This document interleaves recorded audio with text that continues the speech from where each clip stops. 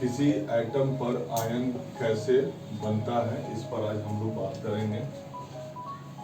Actually ion के विषय में हम जानते हैं कि चार्ज पार्टिकल्स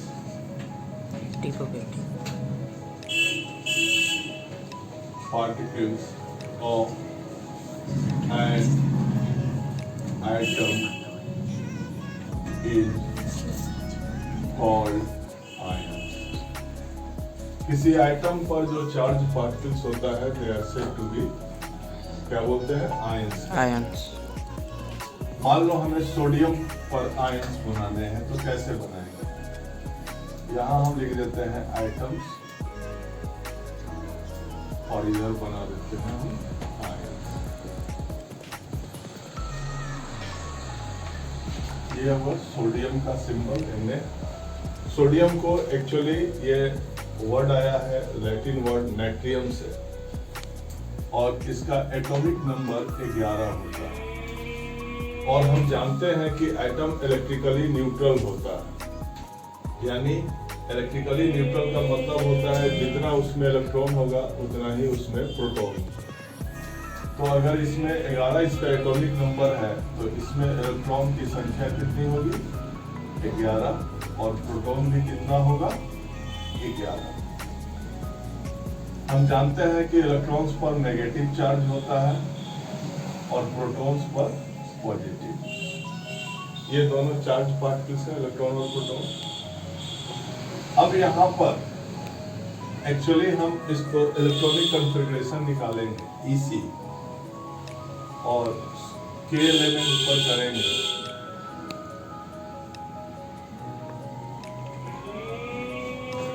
N 2 8 1, जिसके लास्ट ऑर्बिट में कितना इलेक्ट्रॉन है? 1। तो जिसके लास्ट ऑर्बिट में 1, 2 या 3 इलेक्ट्रॉन होते हैं वो क्या करते हैं? लूज करते हैं। तो यहां पर सोडियम कितना लूज करेगा? 1 इलेक्ट्रॉन को लूज करेगा। अब यहां सोडियम, जब 1 इलेक्ट्रॉन सोडियम लूज किया तो सोडियम में पहले इलेक्ट्रॉन एटम के रूप में कितना था? 11। 1 लूज कर दिया तो सोडियम का इलेक्ट्रॉन कितना हो गया? 10। और प्रोटॉन एक्चुअली स्टेबल होता है तो ये प्रोटॉन कितना हो गया? 11। अब यहाँ हम देखेंगे कि इलेक्ट्रॉन और प्रोटॉन में किसकी संख्या ज्यादा है।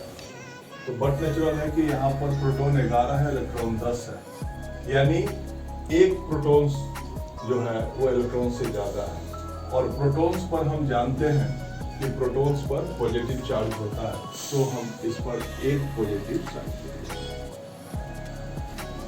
उसी तरह अगर हमें एल्युमिनियम का बनाना हो, एल्युमिनियम का एटॉमिक नंबर 13 होता है। एल्युमिनियम एटम भी इलेक्ट्रिकली, कोई भी एटम, किसी भी एलिमेंट के एटम जो होते हैं वो इलेक्ट्रिकली न्यूट्रल्स होते हैं। तो इसमें इलेक्ट्रॉन्स हो जाएंगे 13, प्रोटॉन भी हो जाएगा 13। फिर इसका EC आप कीजिएगा KLMN 2 8 3। अभी हमने बोला कि जिसके लास्ट ऑर्बिट में 1, 2 और 3 इलेक्ट्रॉन्स होते हैं वो क्या करते हैं? लूज करते हैं। अब यहाँ पर ये जब 3 इलेक्ट्रॉन्स को लूज करेगा, ये कितना इलेक्ट्रॉन्स को लूज करेगा? 3 इलेक्ट्रॉन्स को। तो यहाँ पर एल्युमिनियम, अब यहाँ 3 इसमें से निकल जाएगा तो यहाँ इलेक्ट्रॉन कितना बचेगा? 10। अब प्रोटॉन कितना बचेगा? 13। अब यहाँ पर किसकी संख्या ज्यादा है? प्रोटॉन की। तो प्रोटॉन कितना ज्यादा है? 3। तो इस पर कितने चार्जेज होंगे? 3 गो प्लस, या इसको आप एल्युमिनियम ऐसे लिखकर प्लस। इस तरह हम इसको क्या करते हैं? आयन। ये जितने आयन जो पॉजिटिव आयंस देखते हो, क्योंकि हम पॉजिटिव आयंस को क्या बोलते हैं?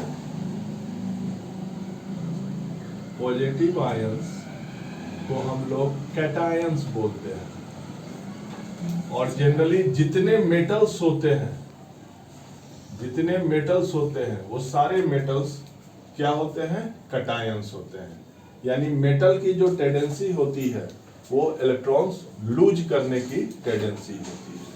तो इस तरह हम लोग किसका फॉर्मेशन कर रहे हैं, कैटायंस का। यानी ये charge particles, positive charge particles है।